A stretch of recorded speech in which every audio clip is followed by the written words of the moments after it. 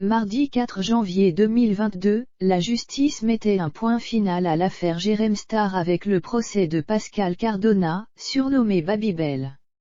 Accusé entre autres d'avoir eu recours à la prostitution de mineurs, il a été jugé à Nîmes seul et a écopé d'une peine de prison avec sursis. Ce mardi 4 janvier 2022 se tenait à Nîmes le procès de Pascal Cardona dans l'affaire du Jérém Star Gate, devenu le Babybel Gate, en référence au pseudonyme utilisé par l'homme de radio de 55 ans.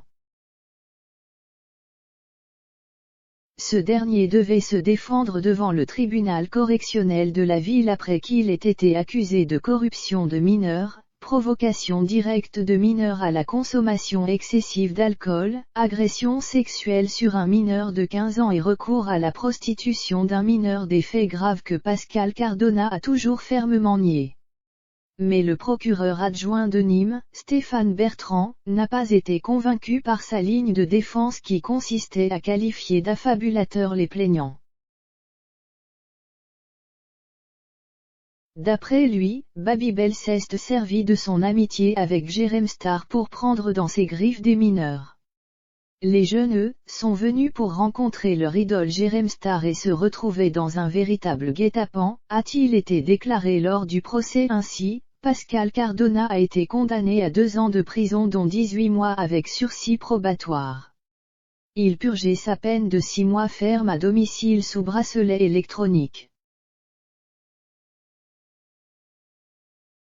Il lui est également interdit d'approcher des mineurs pendant les 18 mois de son sursis probatoire. Par ailleurs, Pascal Cardona est désormais inscrit au fichier des délinquants sexuels. C'est en 2018 que le Jérém Star Gate a éclaté. À l'époque, Pascal Cardona se fait connaître sous le nom de Babybel en apparaissant dans les vidéos de Jérém Star. Le youtubeur était lui aussi soupçonné d'avoir participé aux actions de son ancien acolyte.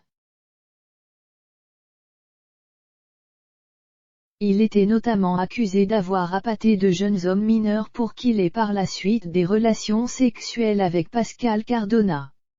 Jérém Star a eu affaire à la justice lors d'une période où sa carrière a été grandement chamboulée. Il a notamment été viré de C8 alors qu'il était chroniqueur pour Thierry Ardisson dans Salut les Terriens.